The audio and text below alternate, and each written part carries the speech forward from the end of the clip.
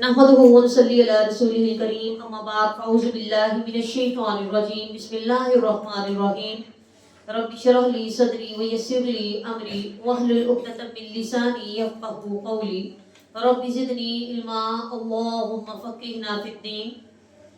سورہ البقرہ آیت نمبر 67 سے ترجمہ.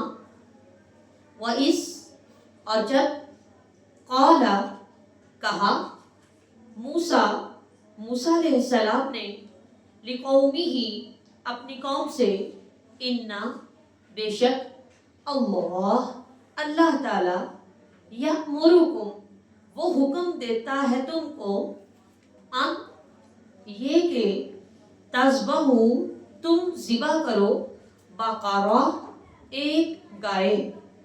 قالوا انہوں نے کہا اتتخذوا کیا تم مذاق کرتے ہو نہ ہم سے ہزوا مذاق.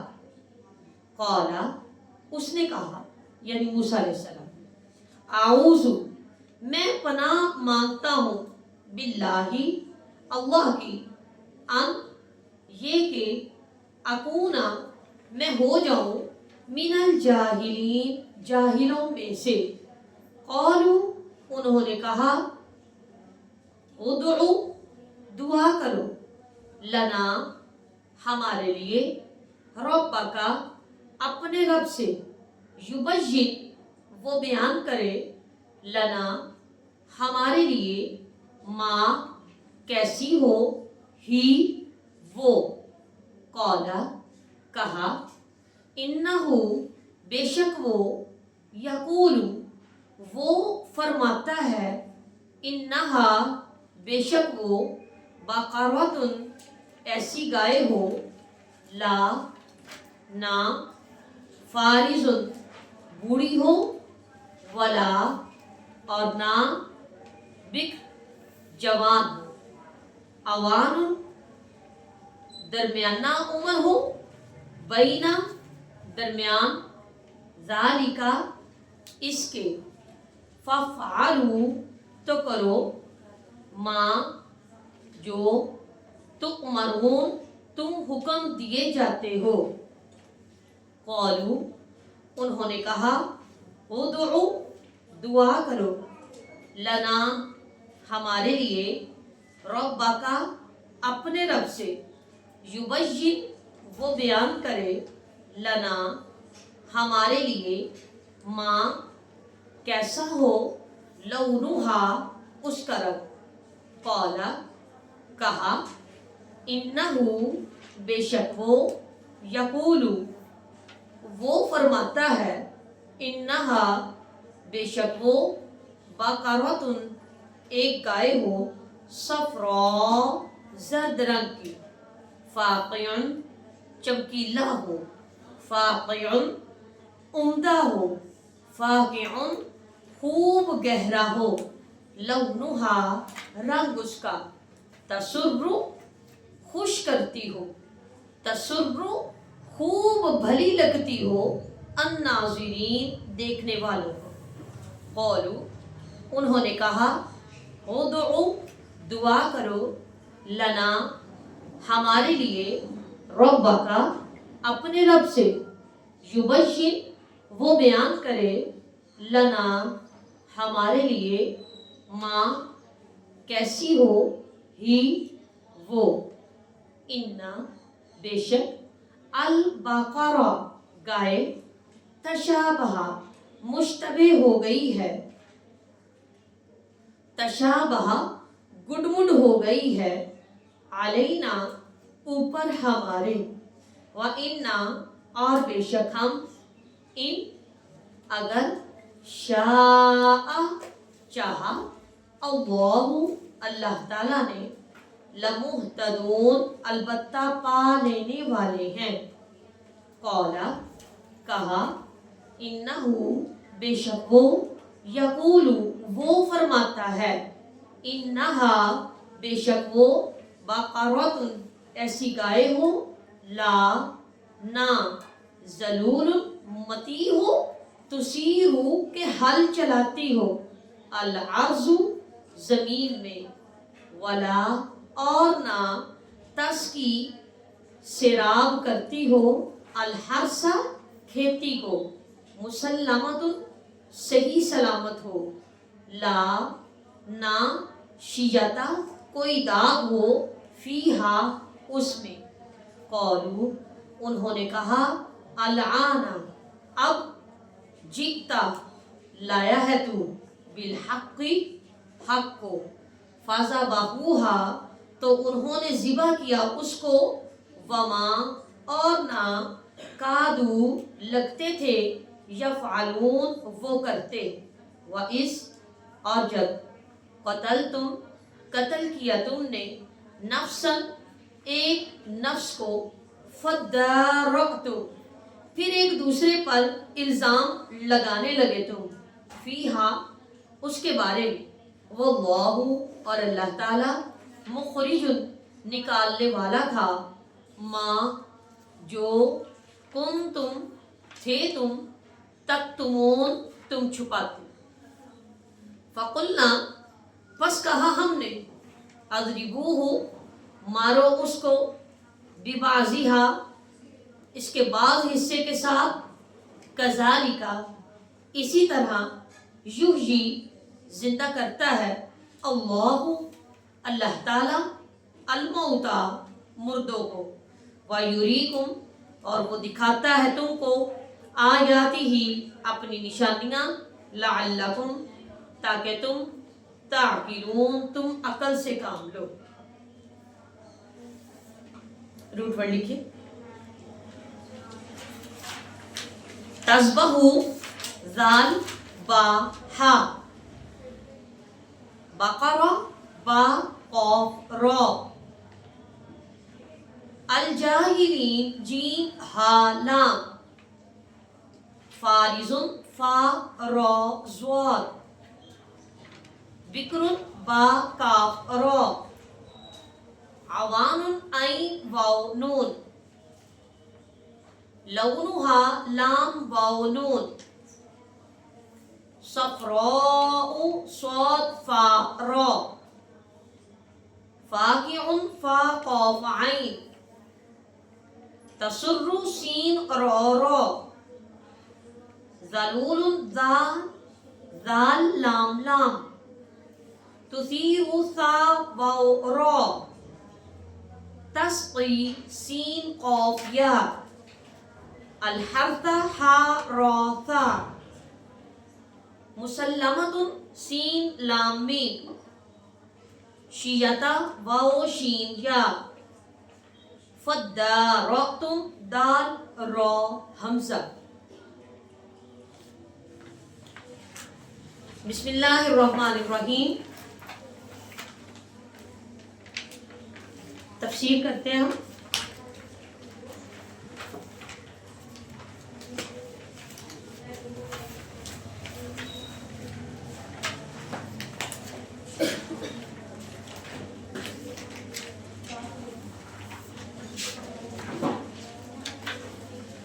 وَإِذْ قَالَ مُوسَى لِقَوْمِهِ إِنَّ اللَّهَ يَأْمُرُكُمْ أَن تَذْبَحُوا بَقَرَةً قَالُوا أَتَتَّخِذُنَا هُزُوًا قَالَ أَعُوذُ بِاللَّهِ أَنْ أَكُونَ مِنَ الْجَاهِلِينَ.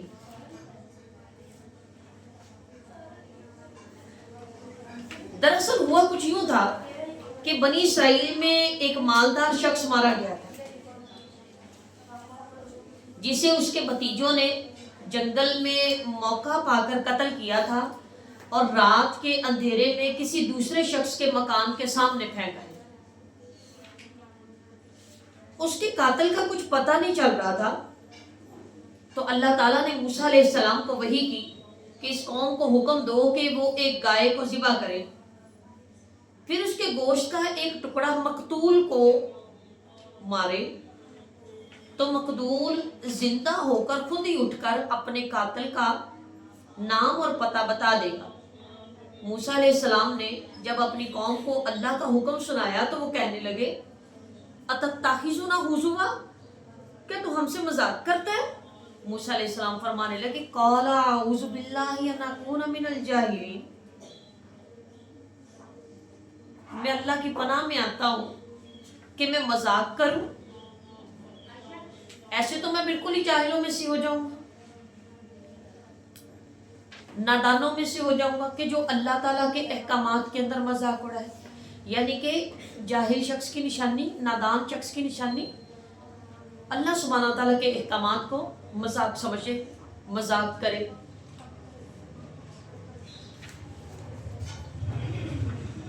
قالوا ادع لنا ربك يبين لنا ما هي، کہنے لگے اچھا گائے ذبح کرنی ہے تو اپنے اللہ سبحانہ تعالیٰ سے پوچھو گائے کیسی ہونی چاہیے. حالانکہ گائے کیسی ہونی چاہیے یہ پوچھنا ان کا بنتا نہیں تھا. گائے گائے ہوتی ہے، پکڑتے کوئی بھی گائے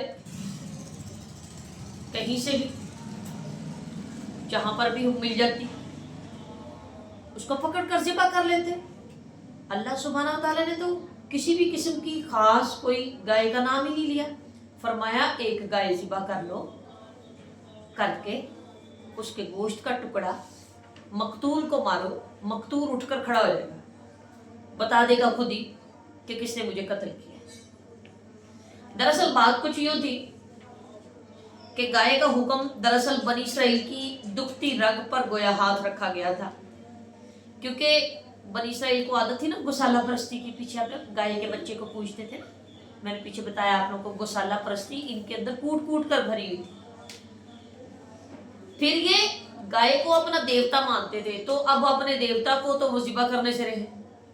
اس وجہ سے آگے ہیلے بہانے کرنے لگے تھے. ٹھیک ہے، ان کی ہیلے بہانے کرنے کی وجہ یہ تھی کہ جس کو ہم پوجتے ہیں اسی کو ذبح کرنے کا کہا جا رہا ہے. جس کو ہم الہ مانتے ہیں، جس کے آگے جھکتے ہیں، جس کے آگے منتیں مانتے ہیں، اب اسی کے بارے میں ہمیں کہا جا رہا ہے کہ اس کو ذبح کرو. اس وجہ سے آگے سے یہ موچ گافیاں کرنے لگے تھے، بتاؤ بھلا کیسی ہو. کیونکہ جس چیز کو قابل پرستش سمجھتے تھے اس کے بارے میں اللہ سبحانہ تعالیٰ نے حکم دے دیا تھا کہ ذبح کر دو.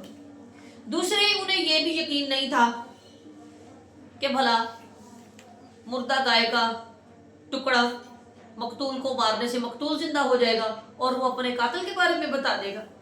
لہٰذا موسیٰ علیہ السلام سے یوں کہہ دیا انہوں نے کہ تو ہم سے دل لگی کی باتیں کرتا ہے، تو مذاق کی باتیں کرتا ہے.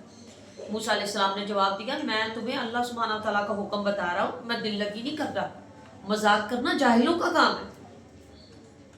اگر بنی اسرائیل ایک فرما بردار قوم ہوتے تو وہ تو کوئی بھی ذبح کر لیتے گائے، حکم کی تعمیل ہو جاتی. مگر ٹال مٹول کٹ ہجتی نافرمانی ان کی رگ رگ میں بھری ہوئی تھی. کہنے لگے اچھا اپنے پروردگار سے پوچھ کر بتاؤ گائے کیسی ہو. اللہ سبحانہ تعالیٰ نے حکم دے دیا گائے جوان ہونی چاہیے، نہ بوڑھی ہو نہ کم عمر ہو، مطلب بچہ بھی نہیں ہو اور بوڑھی بھی نہ ہوگی نا مشکل. پہلے تو صرف گائے ڈھونڈنی تھی، اب نشانی کیا؟ بوڑھی نہیں ہونی چاہیے، بچی بھی نہیں ہونی چاہیے. دوسری مرتبہ کہنے لگے اچھا رنگ بتاؤ رنگ کیسا ہو. اللہ تعالیٰ کی طرف سے جواب آ گیا گہرے زرد رنگ کی ہو. اب گہرے زرد رنگ کی گائے ایسی ہو تسر الناظرین، دیکھنے والوں کو خوش لگے، اتنی چمکدار ہو کہ دھوپ میں کھڑی چمکے. ہاں دوسری مشکل پھر اپنے لیے کریٹ کر لی. اب بھی حکم بجا لانے پر طبیعت مادہ نہیں ہوئی. دو نشانیاں پوچھ لی ہیں، بچہ بھی نہ ہو بوڑھی بھی نہ ہو، رنگ اس کا زرد ہو، دیکھنے والوں کو خوش لگے. دو نشانیاں مل گئی ہیں. پھر پوچھ رہے اب ہمارے سامنے نہ گائے گھڑ مڈ ہو گئی ہے، سمجھ نہیں لگ رہی. اپنے پروردگار سے کہو نا اچھی طرح ذرا بتا دے ہمیں، مزید اس کی صفات بتائے کیسی کیسی ہو، تاکہ ہمیں معلوم ہو جائے کسی خاص گائے کا کہ جس کی قربانی اللہ کے ہاں منظور ہو جائے. اللہ سبحانہ تعالیٰ کی طرف سے حکم آ گیا گائے ایسی ہونی چاہیے کہ اس نے ابھی تک کبھی بھی کھیتی باڑی کا کام نہ کیا ہو، ہل نہ جوتتی ہو، بالکل تندرست ہو، اس کے اندر کوئی داغ نہ ہو. یعنی کہ نا مطلب کہ ہل نہ جوتتی ہو اس کا مطلب یہ نہیں ہے کہ وہ بیماری کی وجہ سے ہل نہیں جوت سکتی، نہیں، تندرست ہو، صحیح سالم ہو، لیکن اس سے کام نہ لیا ہو کھیتی باڑی کا، اس نے کبھی کسی کھیت کو پانی نہ پلایا ہو. مشکلات سے مشکلات اپنے لیے خود کریٹ کر رہے ہیں اپنی موش گافیوں کی وجہ سے، زیادہ سوال کی وجہ سے. نہ کمزور ہو، اس کے اندر کوئی بیماری کمزوری وغیرہ نہ ہو، جسم کے اوپر کوئی زخم کا نشان نہ ہو، کوئی داغ نہ ہو اس کے اوپر. غرض قوم جتنے سوال کرتی گئی، پابندیاں بڑھتی گئی، ان ساری پابندیوں کے بعد اب صرف ان کے پاس ایک ہی گائے ایسی رہ گئی تھی جو تقریباً سنہری رنگ کی، بے داغ اور جوان تھی، اور ایسی گائے ہی ہوتی تھی جسے پوجا پاٹ کے لیے وہ انتخاب کیا کرتے تھے۔ اب این اس پوائنٹ پہ جا کے رک گئے، وہی گائے یہ لوگ اپنی پوجا پاٹ کے لیے رکھا کرتے تھے، اب اسی گائے کو چن کر ان کو ذبح کرنا تھا۔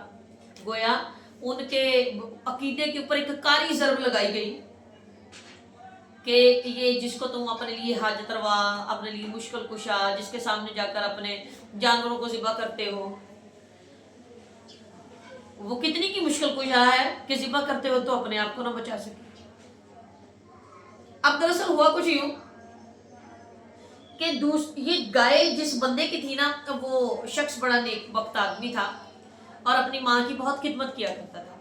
جب اسے اس کی اہمیت معلوم ہوئی نا تو اس نے منہ بھر کر جتنے منہ مانگے دام گائے کے مانگ لیے کہ میں تو اتنے پیسے لوں گا پھر گائے آپ لوگوں کو بیچوں گا۔ بالآخر انہوں نے وہ گائے خریدی روپیہ پیسہ لگا کر اور گائے ذبح کر دی۔ حالانکہ اگر وہ گائے کو ذبح کرنا چاہتے تو اللہ سبحانہ وتعالیٰ کے پہلے حکم پر یہ گائے ذبح کر دیتے، کوئی بھی گائے لے لیتے اور ذبح کر دیتے اور اس کا ٹکڑا جا کر مقتول کو مار دیتے۔ پھر جب انہوں نے جا کر گوشت کا ٹکڑا اس مقتول کو مارا تو مقتول کے جسم سے نا خون بہنے لگا، آہستہ آہستہ اس کے اندر نا جسم جیسے زندگی کے آثار پیدا ہوئے، اور لاش نے اٹھ کر اپنے قاتل کا نام بھی بتا دیا اور اپنا پتہ بھی بتا دیا۔ اس کے بعد پھر دوبارہ اس مقتول کے اوپر موت طاری ہو گئی اور وہ مر گیا۔ یعنی کہ اللہ سبحانہ و تعالیٰ نے ان کے اوپر ظاہر کر دیا کہ اگر ایک دفعہ مر جائے تو اللہ سبحانہ و تعالیٰ دوبارہ زندہ کرنے پر بھی بھرپور قدرت رکھتا ہے اور وہ مکمل قدرت رکھتا ہے۔ پھر جن جرائم کو یہ قوم چھپانا چاہتی تھی، اللہ سبحانہ تعالیٰ نے وہ مقتول کے ذریعے سے سارے جرائم واضح کر دیے اور ایک دوسرے کے اوپر الزام لگا رہے تھے۔ واللہ مخرج ما کنتم تکتمون، تم جو چھپا رہے تھے اللہ وہی باہر نکال رہا تھا۔ فقلنا اضربوہ ببعضہا کذلک یحیی اللہ الموتى ویریکم آیاتہ لعلکم تعقلون، پس مارو اس کو کہ حصے کو، اسی طرح اللہ زندہ کرتا ہے مردوں کو اور وہ دکھاتا ہے تمہیں اپنی نشانیاں تاکہ تم عقل سے کام لو۔ اس واقعے سے کئی امور سامنے آئے۔ مثال کے طور پر گائے بالکل اسی قسم کی تھی جسے معبود سمجھ کر اس کی پوجا پاٹ کی جاتی تھی۔ یہ گائے ذبح ہوتے وقت اپنے آپ کو نہ بچا سکی تو کل کسی مشکل میں پڑنے والے انسان کو مشکل سے کیسے بچا سکے گی، کسی نقصان سے کیا پہنچا سکے گی۔ اور اس آیت سے یہ بھی واضح ہوا، اس واقعے سے یہ بھی واضح ہوا کہ جس بات کو یہ لوگ چھپائے رکھنا چاہتے تھے اللہ سبحانہ تعالیٰ نے وہ بات بالکل واضح کر دی۔ پھر انہیں اس بات کا ادراک کرایا گیا کہ اللہ سبحانہ تعالیٰ مردوں کو زندہ کرنے کا خوب قدرت رکھتا ہے اور وہ قیامت کے دن مردوں کو دوبارہ اٹھا کھڑا کرے۔ وآخر دعوانا الحمدللہ رب العالمین۔ سبحانک اللہم و بحمدک نشہد ان لا الہ الا انت نستغفرک ونتوب الیک۔ السلام علیکم ورحمۃ اللہ وبرکاتہ۔